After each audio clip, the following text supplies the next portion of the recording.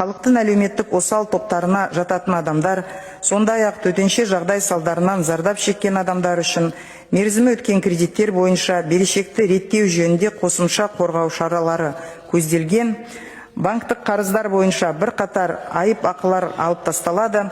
Сондай-ақ банктық қарыз шарттары бойынша комиссиялардың шекті мөлшері бойынша шектеу енгізілетін болады. Сондай-ақ жауаптылар осал топтағы азаматтардың несиесін кешіру мәселесін де қарастыруда. Ол үшін банктер мен микроқаржылық мекемелерге жаңа талаптар қойыпты. Яғни мұндай ұйымдар қарызы бірнеше жылдан асып кеткен, жағдайы жетпейтін жандардың қарызын толығымен немесе ішінара жабуы қажет. Болжаммен бізде 1,4 миллион адам осы жекелеген жоспарларға кіреді. Осал топтары үшін арнайы